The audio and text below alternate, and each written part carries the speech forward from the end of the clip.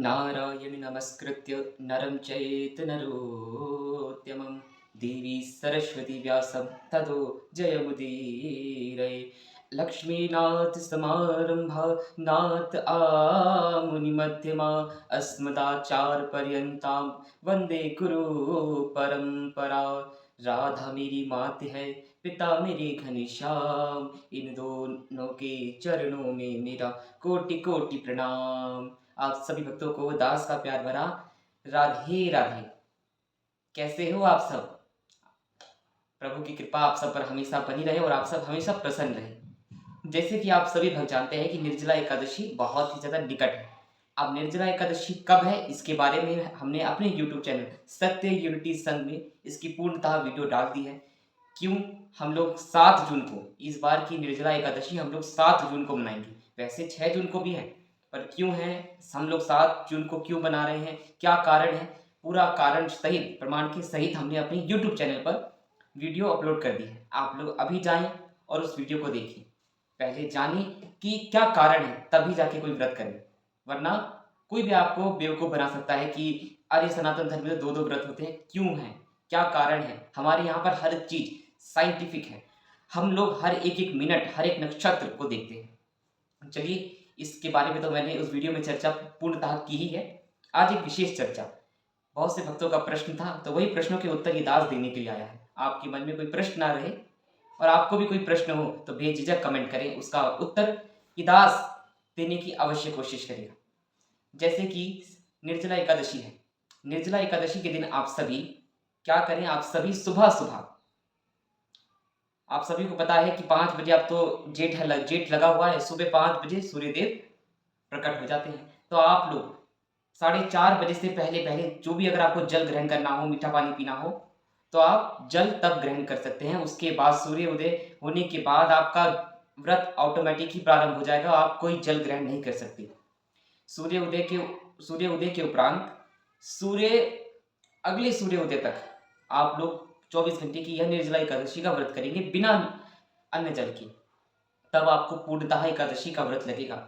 और जो भक्त इस निर्जला एकादशी का व्रत करता है उसको 24 एकादशी के साथ-साथ 2 पुरुषोत्तम मास की एकादशी का भी फल मिलता है। और वो भक्त जो चाहे उसको वह सब मिलता है एकादशी की कृपा से, ठाकुर जी की कृपा से। अब बहुत से भक्तों का यह प्रश्न था कि अगर कोई व्यक्ति ना रख पाए 24 घंटे तक निर्जला, तो उसका क्या? उसका भी है।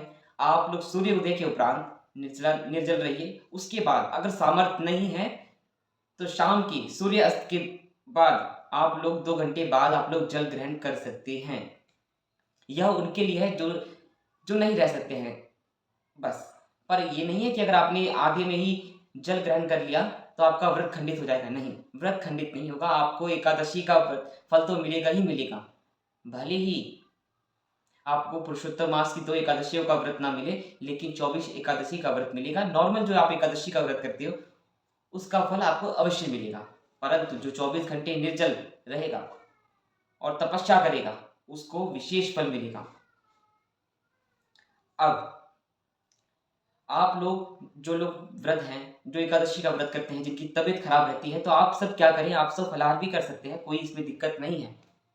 अगर आपका शरीर सामर्थ्य है तो आप निर्जला एकादशी का व्रत करें। अगर सामर्थ्य नहीं है तो फलाहार भी कर सकते हैं, आपको एकादशी का फल अवश्य लगेगा। एकादशी व्रत आपको अवश्य लगेगी। फलाहार भी कर सकते हैं, उसमें कोई दिक्कत नहीं है। लेकिन अगर सामर्थ्य है तो तपस्या कीजिए। तपस्या का फल आपको बहुत ज़रूर मिलता है। तपस्या करने वाले व्यक्ति का यश सदियों-सदियों तक रहता है। अब एकादशी वाले दिन, निर्जला एकादशी वाले दिन आप जल तो ग्रहण नहीं कर सकते, लेकिन जितना हो सके आप जल बाँटिए। आप लोगों ने देखा होगा कि जिस दिन निर्जला एकादशी होती है उस दिन बहुत समस्त पूरी जगह, पूरे भारतवर्ष में बहुत जगह मीठा पानी बँटता है, रूह-अफ़ज़ा का शरबत बँटता है, जलजीरा बँटता है, मतलब सब लोग पानी बाँटते हैं। निर्जला एकादशी वाले दिन पानी पीना नहीं है, आप अपना पानी जो आपके पास है, प्रभु की कृपा से जो सामर्थ्य है, उस धन से पानी खरीद के आप औरों को पिलाइए। और यहाँ पर भी अगर आप गौ माता के लिए पानी की व्यवस्था करते हैं, गौ माता को चारा खिलाते हैं, गौ माता को जल पिलाते हैं, जीव-जंतु को जल पिलाते हैं, तो उसका करोड़ों गुना फल आपको प्राप्त होता है, करोड़ों गुना। क्योंकि कहते हैं गौ माता के अंदर 33 कोटि देवता रहते हैं। तो आपको एक ही बार में समस्त फल मिल जाएगा। और आप सभी भक्त पारण अवश्य करिए। अब बहुत से भक्त होते हैं, बहुत सी माताएं होती है, कहती है अरे व्रत तो रख ही लिया, अब ये पारण का क्या झंझट है, ये पारण छोड़ो। नहीं, पारण तो आपको अवश्य करना है, तभी तो। आप लोग पारण नहीं करते, फिर आप कहते हो कि महाराज जी हम व्रत इतना करते हैं, हमारे व्रत कुछ लगता ही नहीं है, लगता ही नहीं है। लगेगा कैसे जब आप पारण ही नहीं करोगे।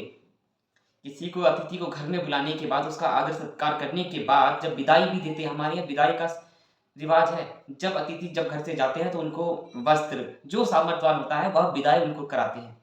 अब आप विदाई ना करो, ऐसे ही भेज दो उनको, तो उनको कैसा लगेगा। आपने जितनी भी सेवा करी होगी वो नहीं देखेंगे। लेकिन अगर आपने विदाई नहीं करी ना, तो वह आपकी सारी सेवा धरी की धरी रह जाएगी।